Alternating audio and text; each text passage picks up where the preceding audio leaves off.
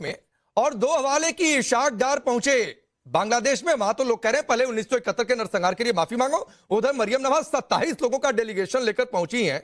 लोग कह रहे हैं ऊपर से कंगला मुल्क के 27 लोगों का डेलीगेशन, जनता के टैक्स के पैसे से ऐश हो रही है। देखिए, ये तो हमेशा से होता है कि ये जनता के पैसे से ही ऐशो आराम इनके रहते हैं। और इससे पहले भी आपने देखा ही होगा कि पार्लियामेंट में जो मेंबर्स हैं उनकी भी सैलरीज जो है वो कई कई परसेंटेज उनकी बहुत ज्यादा कई गुना बढ़ा दी गई थी, जबकि आम आदमी जो यहाँ पे रह रहा है वो बेचारा परेशान है। लेकिन इनके मिनिस्टर्स को, उनके एडवाइजर्स को, जो लंबी फौज ये रखते हैं अपने सबके सब, उनके ऊपर इन्हें कोई शर्म नहीं आती। जहां तक बांग्लादेश की बात है, बिल्कुल पाकिस्तान ने अगर आगे की तरफ बढ़ना है, प्रोग्रेस करनी है, तो उन्हें बिल्कुल बांग्लादेश के लोगों से माफी मांगनी चाहिए 71 के लिए जो उन्होंने कहा है। पाकिस्तान के मीडिया पे हर खबर बताई जा रही है कि इसाक डार साहब गए थे तो उन्होंने क्या बात की है, लेकिन ये वाला पैराग्राफ पूरा का पूरा मिसिंग है, बिल्कुल भी मेन स्ट्रीम मीडिया पर नहीं बताया जा रहा है। और पाकिस्तान, मेरा ख्याल है, थोड़ी इज्जत अपनी रह जाएगी अगर हम माफी मांग लेंगे। कोई बुरी बात नहीं है, गलती हुई थी और उस गलती को एक्सेप्ट करना जो है, उसके अलावा कोई दूसरा रास्ता नहीं है इनके पास। डॉक्टर इरशाद आरजू कह रही हैं कि माफी मांगिए, दूसरा रास्ता बचा नहीं है। बहुत शुक्रिया पांडे जी। मैं आपसे अर्ज करूं कि पता क्या, ये जो कुछ आप बता रहे थे अभी, मेरी बहन मरियम नवाज शरीफ साहबा के बारे में भी आपने बात की कि बहुत बड़ा डेलीगेशन लेकर के पहुंची जापान। पहले तो मैं जवाब दूंगा, ये वो इसी तरह है जिस तरह के बांग्लादेश को अभी ये जनाब आरजू काजमी साहबा फरमा रही थी, इसी तरह जापान के दौरे को, मरियम नवाज शरीफ साहबा के दौरे को जो ये बताया जा रहा है, ये चंद अपोजिशन के लोग होते हैं जिनको शरारती भी कहा जाता है और दूसरे लफ्ज में शैतान भी कहा जाता है, जो लोग इस तरह के प्रोपेगेंडे करते हैं। इस वक्त जो हुकूमत है बांग्लादेश में, वो बड़ी मोहब्बत एहतराम के साथ हमारे साथ मुआहदे कर रही है और हमारे बहुत सारे मुआहदे हो चुके हैं। हमारे जो डिप्लोमेट हैं वो बगैर वीजे के, और जितने भी हमारे सरकारी लोग होंगे ब्लू पासपोर्ट वाले, बगैर वीजे के बांग्लादेश आना जाना शुरू हो गया। एक एक करके बहुत समय, एक एक करके, अभी तो डिबेट की शुरुआत हुई है, चर्चा की शुरुआत हुई है, एक एक करके आगे बढ़ते हैं। आप कह रहे हैं हमने ये मसाइल हल कर लिया, हमने ये मसाइल हल कर लिया। हमारे एक मिनट रुकिए डॉक्टर इरशाद। आरजू, यही दिक्कत है पाकिस्तान में। एक सच्चा पाकिस्तानी अगर पाकिस्तान के हित की बात कर दे, जो गड्ढा भारत के लिए खोद रहे थे उसमें गिर रहे हैं, 1971 के लिए माफी मांग ले, अगर बांग्लादेश से रिश्ते सुधारने आपने बात की, तो कह रहे हैं कि आरजू को की देख लेंगे क्या होगा क्या नहीं होगा।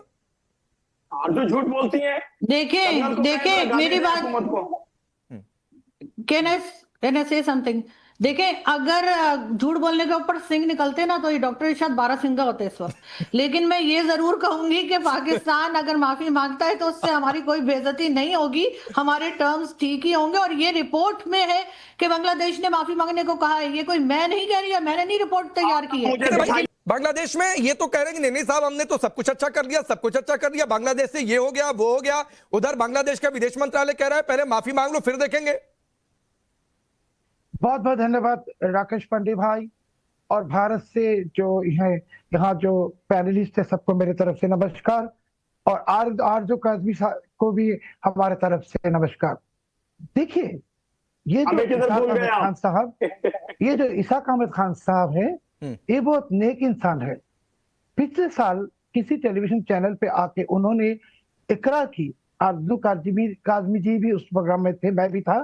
उन्होंने कहा कि बांग्लादेश में जहाज बुझाई करके पाकिस्तान कोकेन भेज रहा है, और ये पाकिस्तान हमारे पास क्या माफी मांगेगा? ये अगर हिटलर जाएगा इजराइल, जाके माफी मांगेगा, यहूदी कभी इसको माफ करेगा? पाकिस्तान के लिए बांग्लादेश में कोई जगह नहीं है। पाकिस्तान हमारे सदा दुश्मन है। ये ऐसे ही है जैसे आरजू काजमी है, ये बांग्लादेश का आरजू काजमी है। चुप हो जाइए आप। जब बांग्लादेश का आरजू काजमी है, पाकिस्तान में एक आरजू काजमी है, एक बांग्लादेश की आरजू काजमी ये बैठी है। हेडफोन में गधे की आवाज आ रही है। आप चुप हो जाइए। गधा बोलेगा तो गधे की आवाज आएगी ना, गधे की आवाज आ रही है मुझे। अभी ये जो इसाक कर आया था, गधे की आवाज आ रही है। अरे डॉक्टर इरशाद, मुझे मालूम है पाकिस्तान में गधे बहुत ज्यादा हैं। आपकी आधी इकोनॉमी पाकिस्तान पर आप सेंट्रलाइज करने की सोच रहे हैं, तो आपको गधे की आवाज सुनाई देगी। एक बार सुन लीजिए, सोहेब चौधरी अपनी बारी का इंतजार कर रहे थे भाई, एक बार सुन लीजिए उनको, भले आप उनसे सहमत ना हो, सुनिए तो सही। ये जो इसाक बांग्लादेश में आए, उसने कहा कि बंगाली के दिल साफ नहीं है, और उसने वो भी कहा कि वो कभी माफी मांगेंगे नहीं। अभी बांग्लादेश के साथ क्या क्या एग्रीमेंट हुआ पाकिस्तान का? स्टूडेंट्स ले जाएगा। अरे पाकिस्तान भिखारी मुल्क, भीख मांगने की कटोरी भी नहीं है, वो हमसे स्टूडेंट ले जाएगा। क्यों ले जाएगा?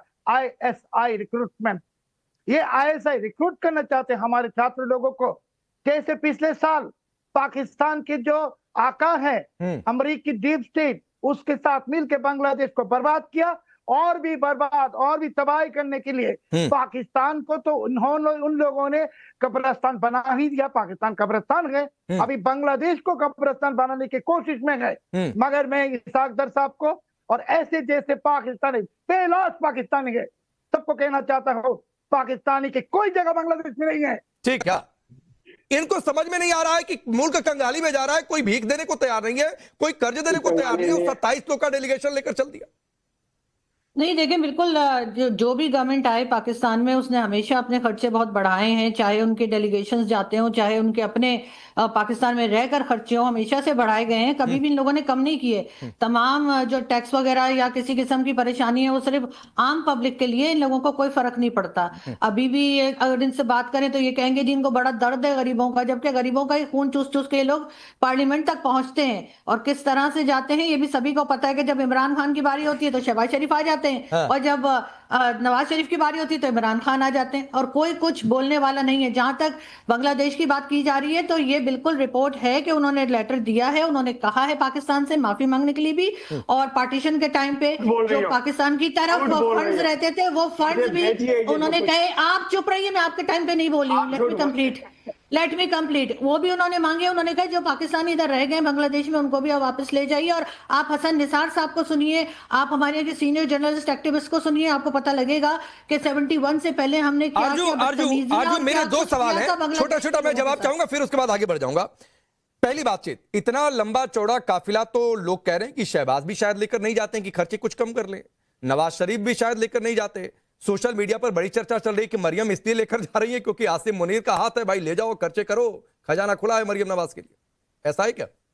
देखिए ये भी तो हो सकता है कि इनको इशारा मिल गया हो कि भाई अब तुम लोगों का चल चला है, बैग पैक कर लो अपने, और तुम लोग जाते हुए दिखाई दे रहे हो तो जल्दी जल्दी जितनी सैर सपाटे सब कर लो, जो आसपास अपने दोस्त और रिश्तेदार हैं उन्हें भी घुमा लो। ये तो नवाज शरीफ साहब का हमेशा से रहा है कि जब कभी वो पावर में आए उन्होंने अपने खानदान का एक एक आदमी उन्होंने जो है वो पार्लियामेंट में पहुंचा दिया है। अब इसाक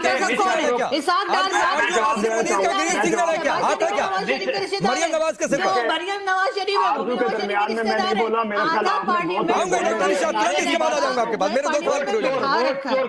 और उसके बाद फिर कहते हैं जी यहाँ पर तो वोट से लोग आ रहे हैं। मुझे तो हैरत होती है कि यहाँ पे कौन लोग हैं जो बिलीव करते हैं कि पाकिस्तान में इलेक्शन और वोट से कोई आता है।